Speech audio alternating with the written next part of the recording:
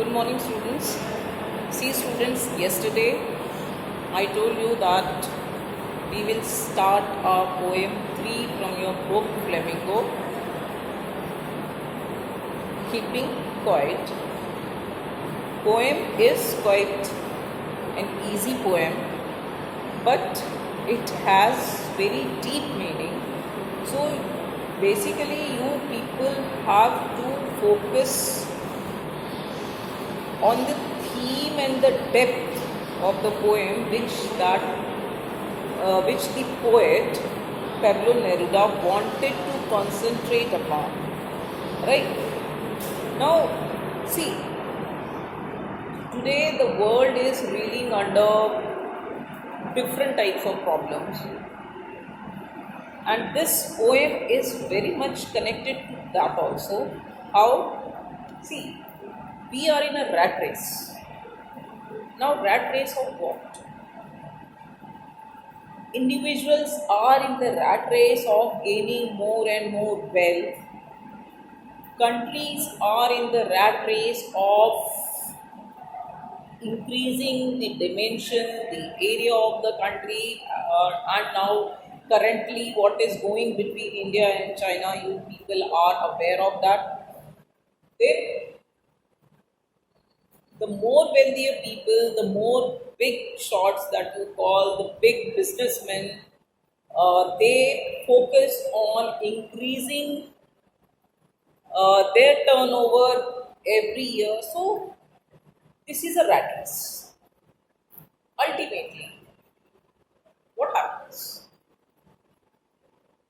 We forget, the human beings have forget that in this rat race we are ultimately harming the mother earth, the nature, and being so called so very intelligent, we just fail here in the sense that if we harm the nature in one way or the other way, the nature takes revenge, and it is taking.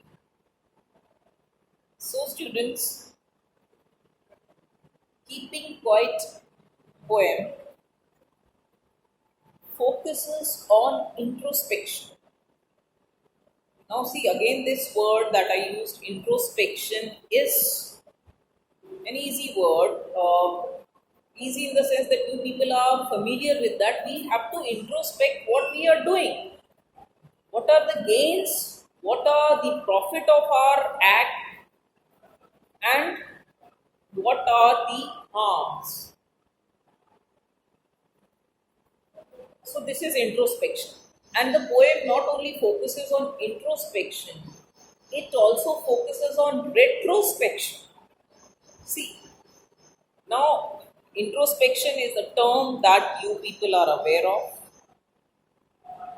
I use one more term, that is retrospection. Retrospection means we try to inspect what had happened in the past and what we did in the past, and whether it is for the welfare of human beings, of all the other living species surviving on this earth, and for their survival, our activities, does it, the activities is going to harm them, or that is going to topple the very ecosystem, the environment? What repercussions this these activities of human beings are going to have? And here the poet is trying to just suggest and give one solution. Again, the thing is that we as human beings follow it or not. Lot has already been destroyed on this planet Earth. We are suffering. The global temperature is increasing day by day. The glaciers, they are melting. the sea level is increasing. There are many, many, many repercussions, students. If we go on just focusing on that, the list is very, very, very long. Okay, now let us come on to the poem. Just take out your books and focus on each and every line. Okay, there are also figures of speech used in the poem.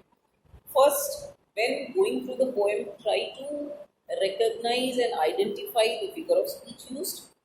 Later on, we will discuss on that also. Let us first begin the poem. See, Pablo Neruda is the pen name of Neftali Ricardo Reyes Mosalto, who was born in the town of Parallel in Chile. Neruda's poems are full of easily understood images which make them no less beautiful. See, images I have already told you that when we read any line in a poetry, in any literature portion, and when that scene is there in front of our mind, in front of our eyes, in our mind, when we just predict that sort of image in our mind, that is called imagery. Okay. Now, so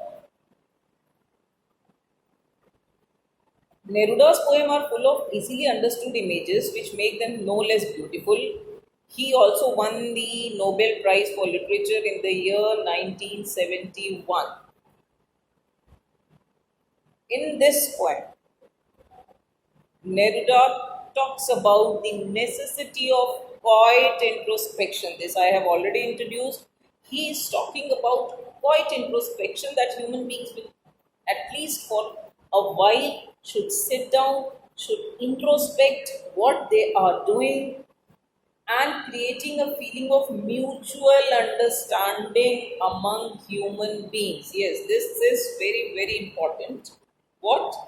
Along with introspection, we should have mutual understanding among all the human beings. He is not talking about the mutual understanding which is restricted to a state, to a country, the world at large. When we talk of cosmopolitan citizen, that we are cosmopolitan, when we talk about that we are cosmopolitan, that means we are not considering a particular state or a particular country, but the whole world as a whole, because ultimately the earth, we human beings are living on this earth, and on this earth, if we protect this earth, it is not the duty of particular community, particular caste, particular creed, or particular country. Okay, it is the joint responsibility of everyone, everyone. And it is very evident that no other animal barring human beings are destroying the earth. Rather, the other animal species, the other animals, the plants, they are destroyed by human beings for their personal gain, for their personal development. See, we all are chasing development. How much we want to develop, and again, just to reach higher and higher development, we are harming the environment. Again, you can refer to a chapter that was studied in class 11th that talked about sustainable development. See, without development, also human being cannot survive on this earth, and we feel that developed countries, people there in the developed countries are happier than people in underdeveloped countries or so-called developing countries as India is. But if we make development, we have to make sustainable development. Means the quantity of natural resources that we use, we also have to develop that amount of resources so that the nature is not harmed and nature is not destroyed. Okay, now come on to the first stanza. The poet says, now we will count to 12 and we will all keep still For once on the face of the earth, let's not speak in any language. Let's stop for 1 second and not move our arms so much. It would be an exotic moment.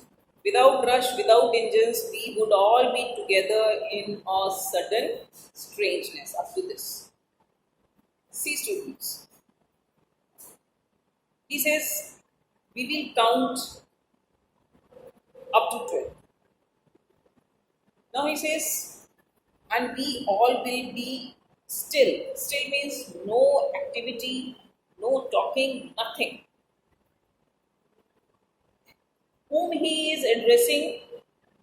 He is addressing to all human beings of the world. So, who is being addressing? Poet is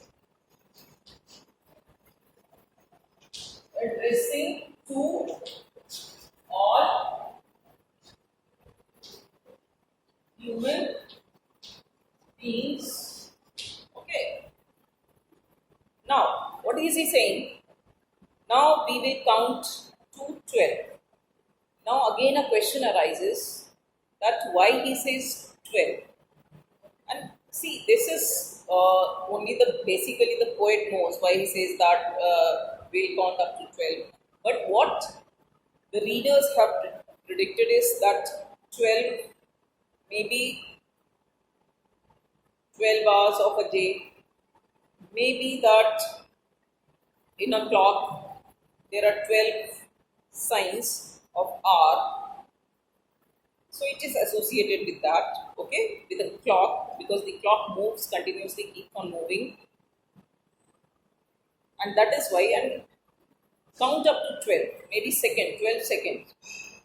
So he says now we will count to 12 and all will keep quiet, keep still, no movement, no noise, nothing. Then he says, for once on the face of the earth, let us not speak in any language. Now, why is he using the word any language? Again, any language means language which is spoken anywhere in the world. Let us not speak in any language. Let us stop for 1 second. Stop. Complete silence. And not move our arms so much. See, students, just underline this word arms. Here, arms has two meaning, if you can guess. Okay. Let us not move our arms. This was a question in this year board examination also. Which figure of speech is used here? Arms. One arms is our hands. Okay. So, arms here means hands. We should not move our hands. That means we should not work. Because when we will work, obviously we have to move our hands. This is a symbolic thing. So one meaning of arms is our hands, and second meaning is we should not move our arms. We should not use weapons. Okay. Yes. So we should not use weapons. Now see, a single word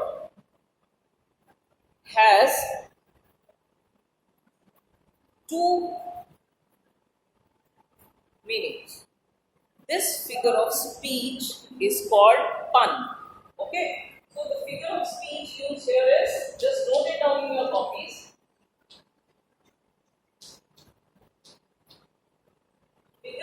Note down in your copies, students. Figure of speech used here is pun. P-U-N.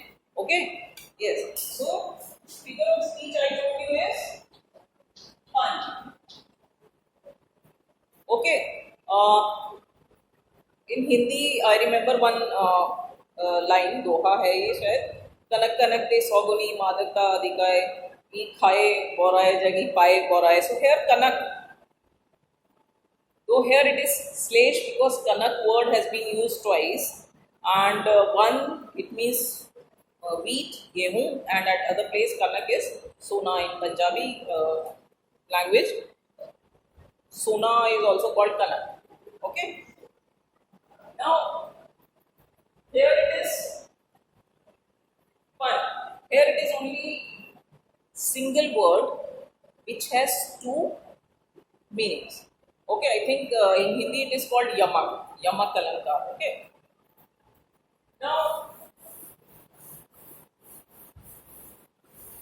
all of you note down, students. See, now let us continue in the poem. So, for once on the face of the earth, let us not speak in any language. Let us stop for 1 second. Let's and not move our arms so much. Means we should not work. We should not fight. Fight with weapons. So we should not move our arms. This is also the poet is saying. It would be an exotic moment. Without rush, without engines, we would all be together in a sudden strangeness.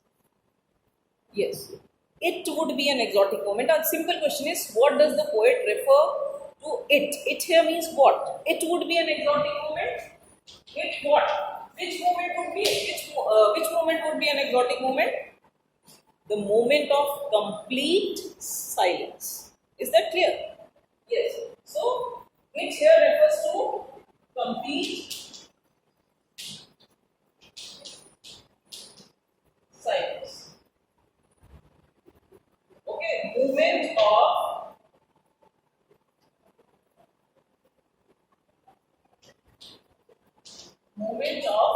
complete silence. That is it.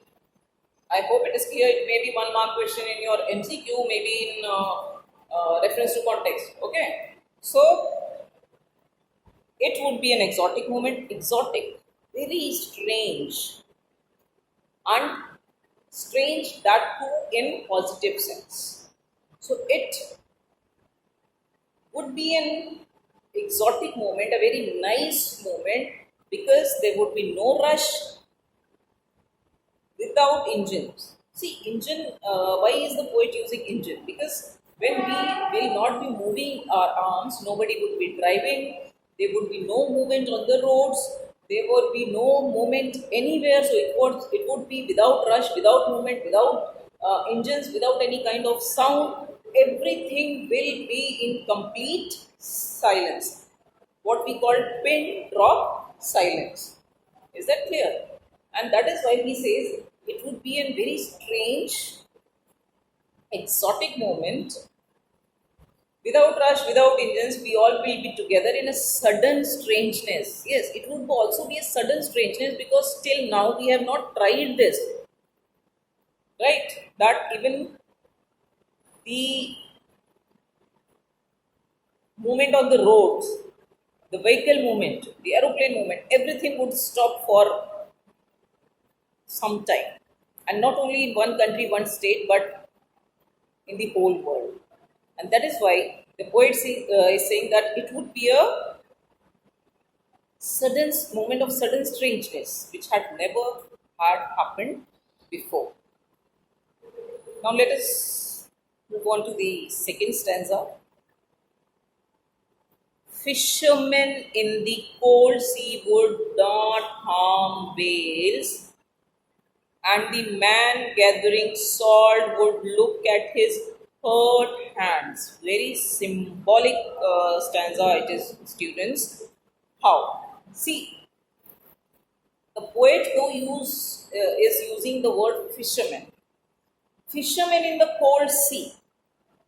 Now, fishermen here, obviously, the literary meaning is that a fisherman who goes into sea or for freshwater fish goes into river. They go into the river just to catch fish. But here, it is symbolic. It is symbolic in what sense?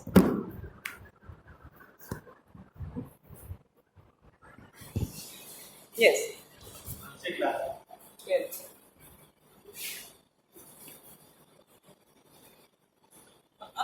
तो दे भी दोनों को ही भेजूंगी sir, अभी ये YouTube बना दूंगी मैं इसका। मैंने सैनिटाइज करके आप लगाया। अच्छा, मैं क्लास लेट मैं घूमता रहता सारे टीचर को छेड़ गया। छेड़ के आता हूँ। अच्छा, okay okay students. So see, told you that fishermen. See, the literal meaning of fisherman, is one who catches fish. Here, fishermen, the word is used not only for the people who go and catch fish, but for all the people who go and exploit nature for their personal gain. Now, why do you think that fishermen go in the sea and they catch fish? Obviously, because they earn their livelihood, and not only that, if they earn some amount of money, they think that more fish they will catch, more money they will earn, and in this manner, there are many even hunters. They sell the animal elephant's tusk, skin of lions, tigers, leopards. Why are they doing so? For their personal selfish gain. So here, fishermen symbolizes all those people, basically hunters, who harm the animals for their personal gain. I hope now this symbol is clear to you. So, fisherman, he says, the poet says, in the cold sea obviously, he goes deep into the sea.